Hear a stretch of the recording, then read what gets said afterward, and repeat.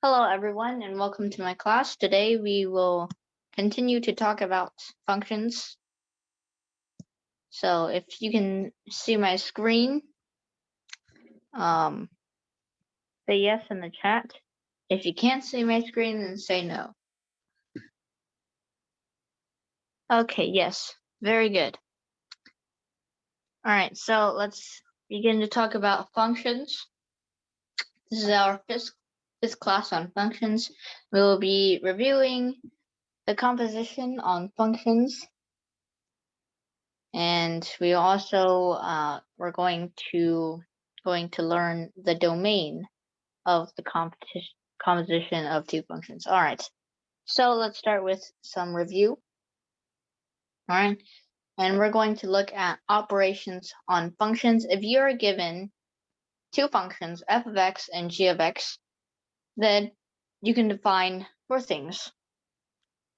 So if you add these two functions together, in which case you get f plus g of x, that is going to be f of x plus g of x. All right, and then same thing for subtraction.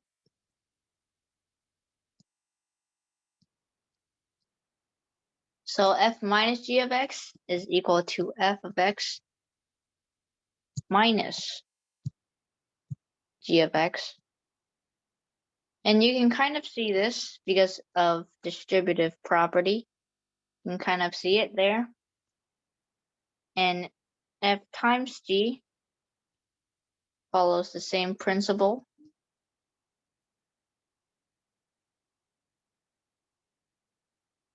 And same as with f divided by g.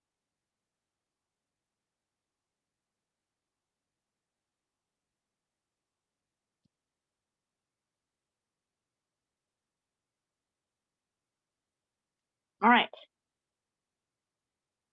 So that is a quick review of what we did last class. So let's continue. And how would we find the domain of these operations? Does anybody know how would we find the domain of f plus g? Does anybody know how we find the domain of f plus g or f minus g or f times g? How will we do it? Okay.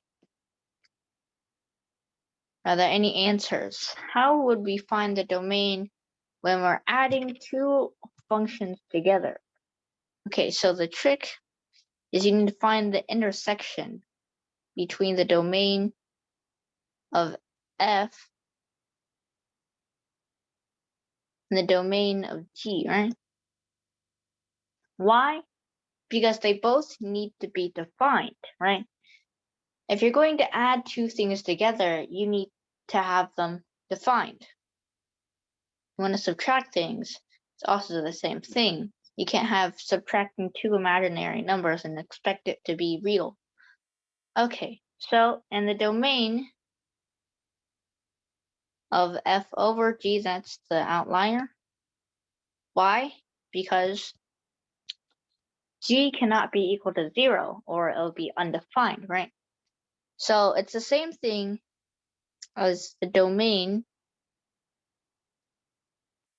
of f intersection the domain of g, except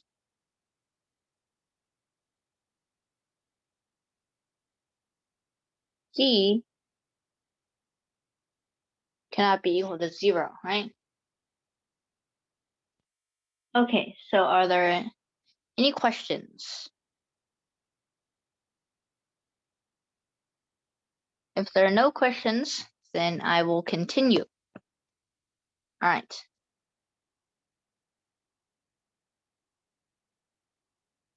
So here is our example. If we are given the function f of x is equal to the square root of 4 minus x squared and g of x is also equal to square root of 4 minus x squared, find f over g of x and f minus g of x, and B, find the domain of f over g of x and f minus g of x. All right, so this should be quite an easy example. So I'll give you a few minutes to do this, and please put your answers in the chat box, and I'll check back in a couple minutes.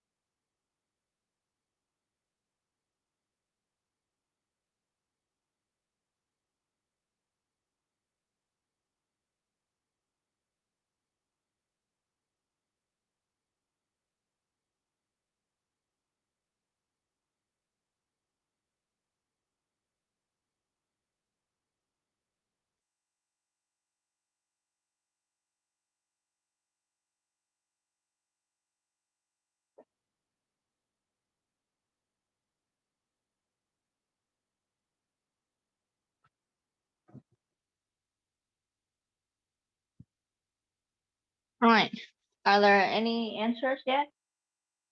Or do you need more time? Okay, I see one answer. A is 1 and 0, and B is 2 to 2 and 2 to also 2 and 2 inclusive. Very good. Okay.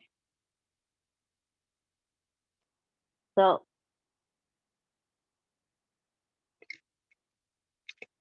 let's do this problem together. First, we need, if we want to find f over g of x, it's going to be f of x over g of x. That equals the square root of 4 minus x squared over the square root of 4 minus x squared, which equals 1. Now, we also need to find f minus g of x, which is f of x minus g of x, which equals square root of 4 minus x squared minus the square root of 4 minus x squared, which equals 0. Okay. Now, B, let's find the domain of f over g of x. Let's do this easy one first, the easier one. Okay, so how would we find the domain of f of x and g of x? And we just need to intersect those domains. Well, since they are the same, then we only need to find the domain of one. Okay.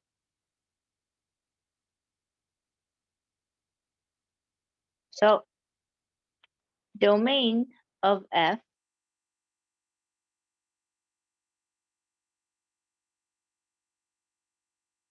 well, we need 4 minus x squared to be greater than or equal to 0, right? Because we can't have a negative term in a square root, right? So we get x squared is less than or equal to 4. And that is absolute value of x is less than or equal to 2. Then what we get is we get 2 to 2. So that is the domain of this. We intersect them. Now, we're going to find the domain of f over g of x, and we just need to exclude the zeros, right? And if we have -2 and plug that into g of x, that's going to be square root of 0, which is going to be 0, and we can't have that. If you plug 2 into g of x, it's also going to be 0, so we're going to exclude those. Right, so the second domain is going to be -2 to 2, but not including -2 and 2. All right, so let's continue. Are there any questions so far? If there are no questions, then I will continue.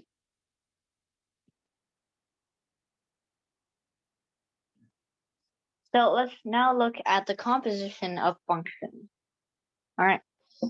So how is the composition of a function defined? So the composition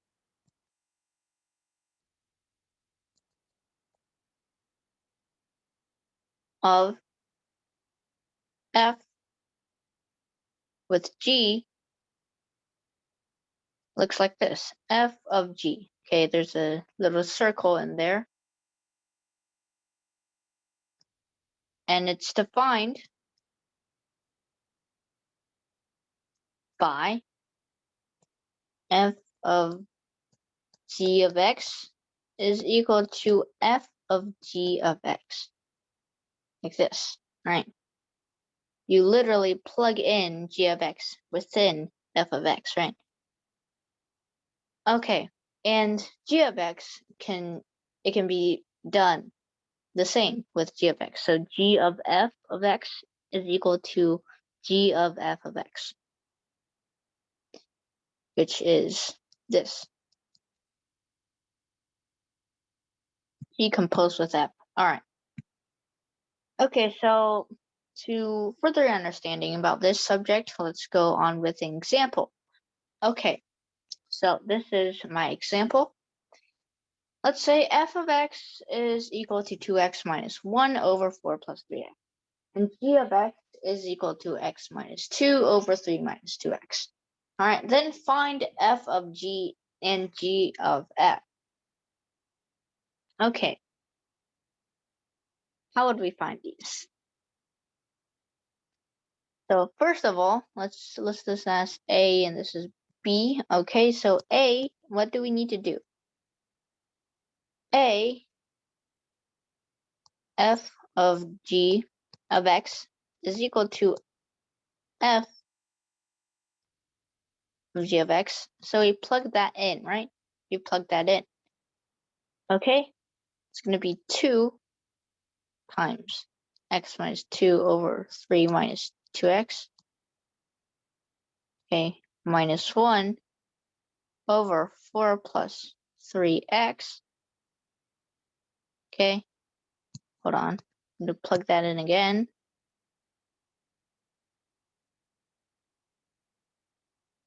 There we go.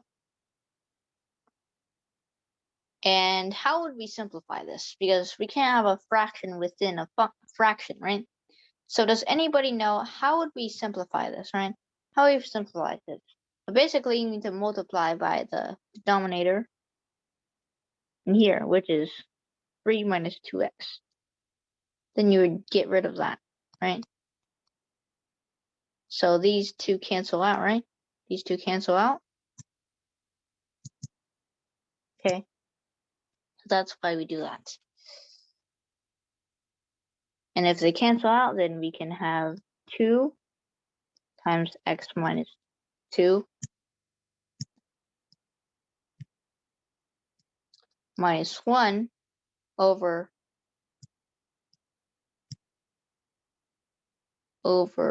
4 plus 3 times x minus 2 again. Okay? Actually, no, never mind. I forgot to multiply every term by it. So because we're multiplying every term by 3 minus 2x, then it'd be like this, right? So sorry for that mistake. And this also multiplied by, okay, plus 3 times x minus 2. You simplify this, it's going to be what? 4x minus 7. Okay, right. And over 6 minus 5x. Okay. So are there any questions about this answer? If there are no questions, then I will move on to the next problem, B. G of f of x can be done in a similar fashion. Okay. So you just plug f of x into g of x, and then you get this.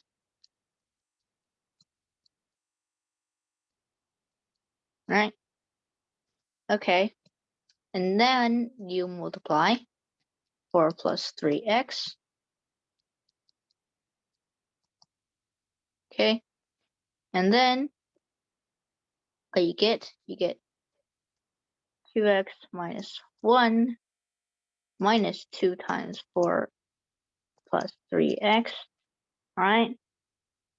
And 3 times 4 plus 3x minus 2 times 2x minus 1. And this simplifies to negative 4x minus 9 over 5x plus 14.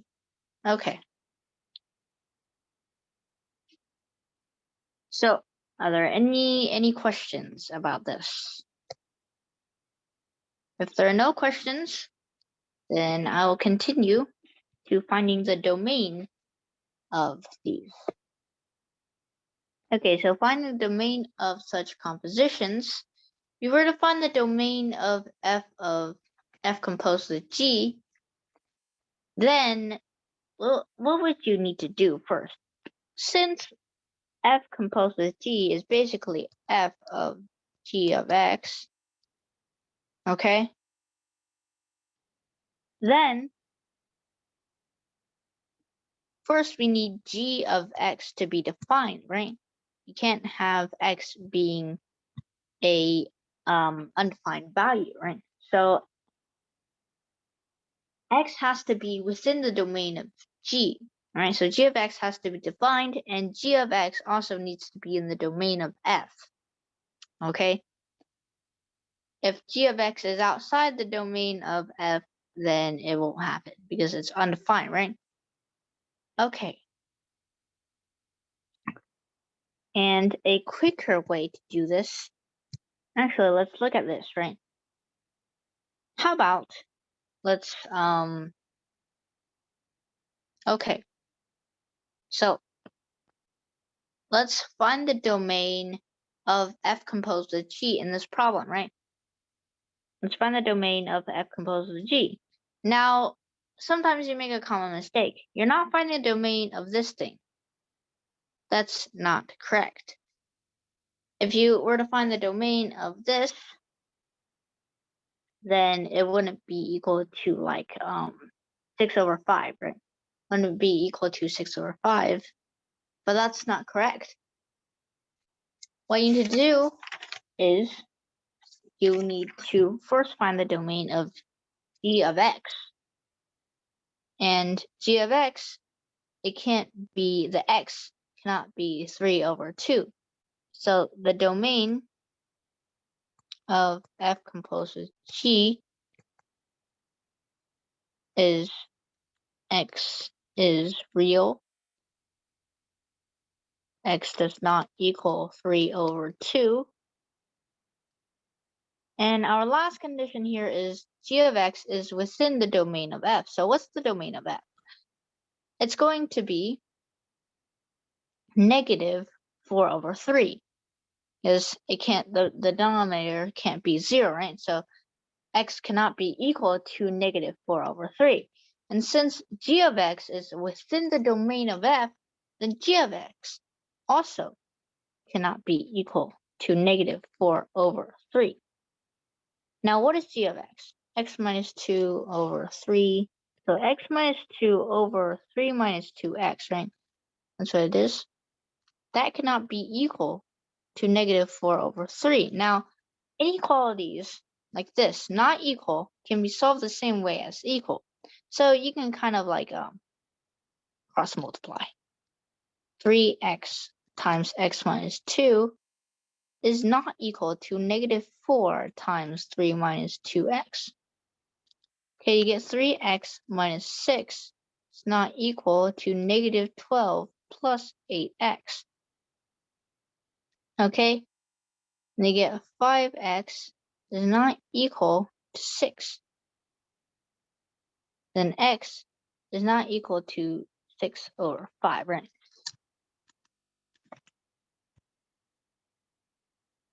Okay, so basically, now you know that. Okay, so hold on, let me get rid of this. X cannot be equal to 6 over 5. And basically, you're going to have to take the intersection of these. So x cannot be equal to 3 over 2. And it cannot be equal to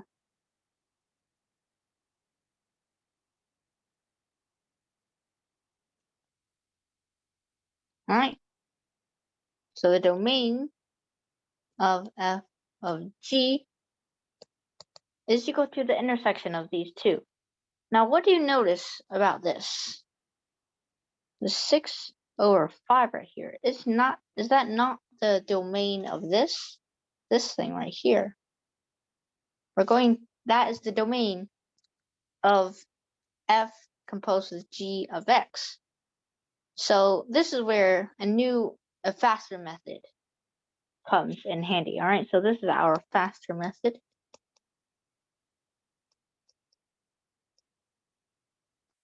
All right, it's much more faster. Okay, so our faster method says domain of f of g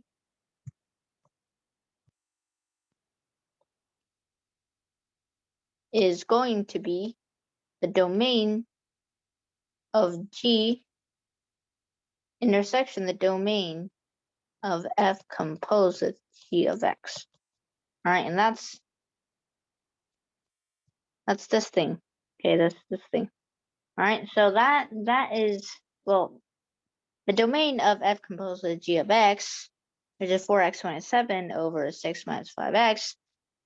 This is where x cannot be equal to 6 over 5, and then you have to, in gx, x cannot be equal to 3 over 2, so just intersect those. And you get the exact same answer without going all of that inequality solving, right? You have to solve that not equal to equation, right? That thing. Well, we really wouldn't call it an equation anymore. We have to solve that, and that can be very tedious sometimes. And you can use this faster method. All right, so are there any questions? If there are no questions, then I will continue. Okay.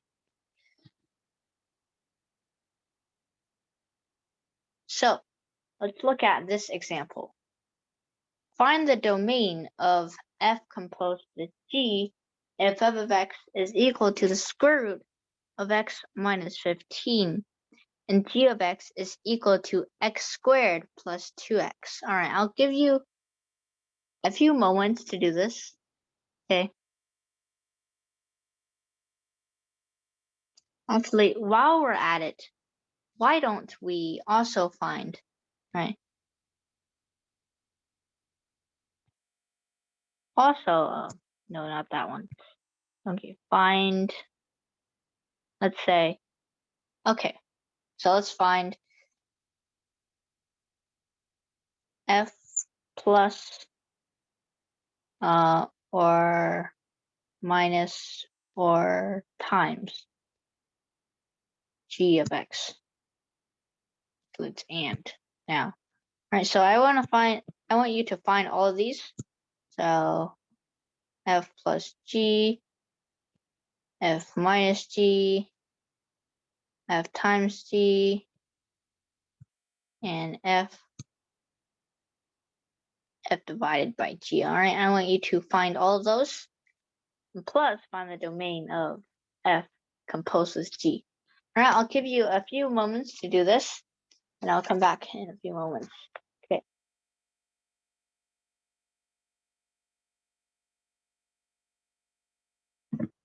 And this is a pretty long problem, so I'll give you like quite a bit of time to do it.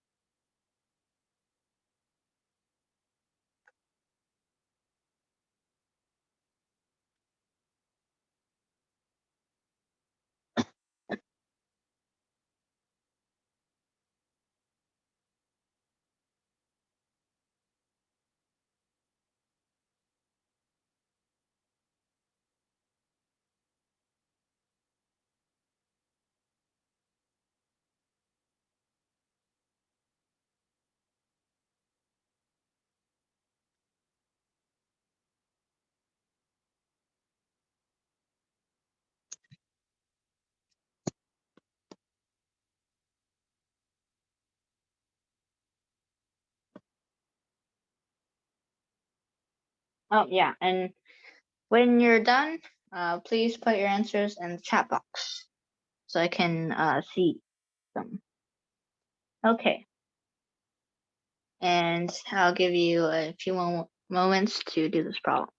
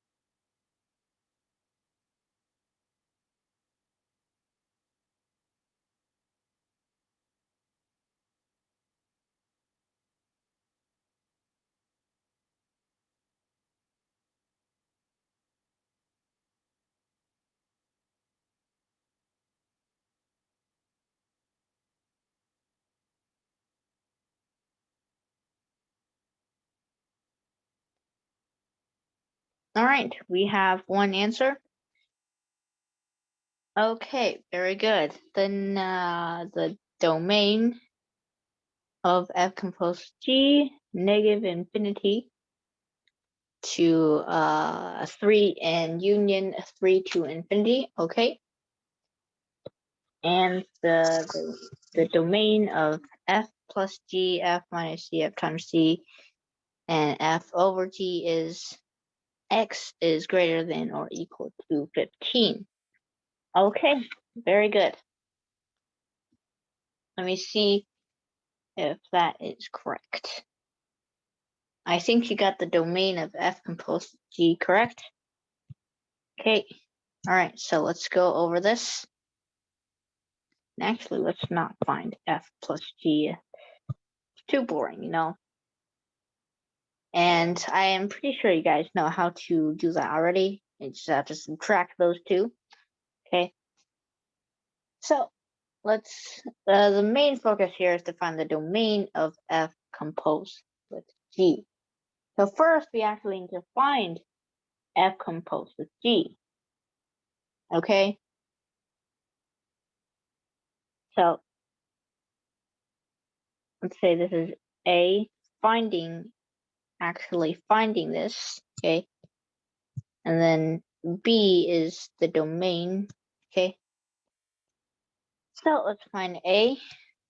If we're going to have f of f composed of g, it's going to be f of g of x.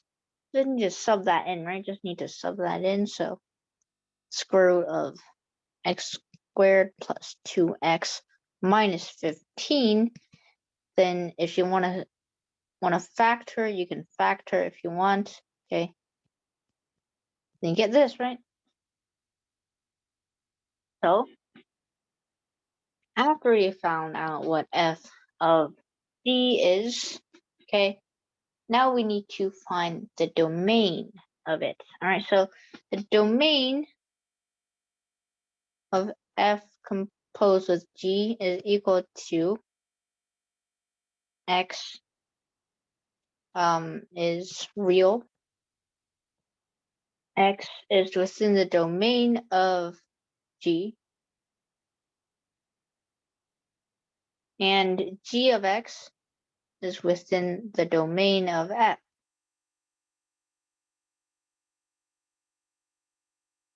Okay. So actually let's use our faster method, which is going to be the domain of g intersect the domain of f of g of x. Okay, so let's do that instead. It's faster. Okay, so the domain of g, what is that? The domain of g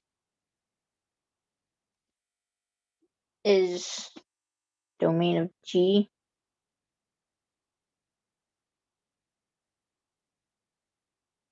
x minus 15 has to be greater than or equal to 0, right? We can't have a negative in the square root. So basically this is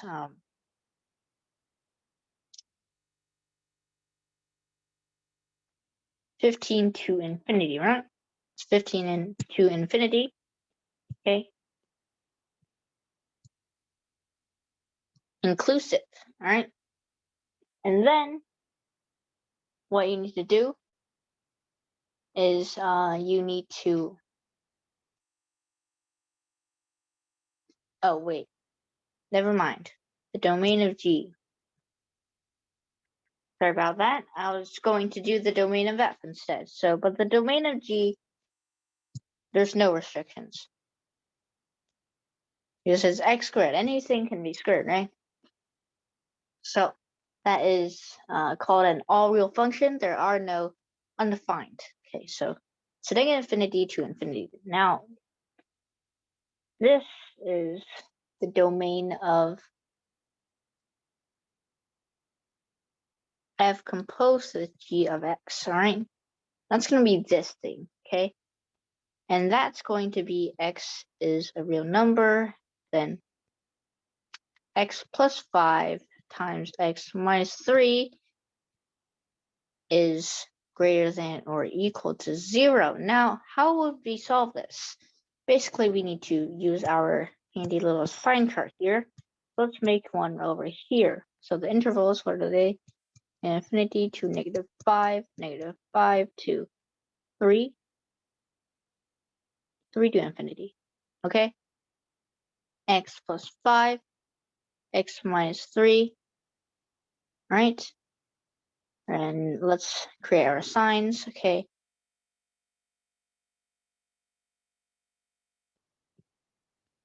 Right?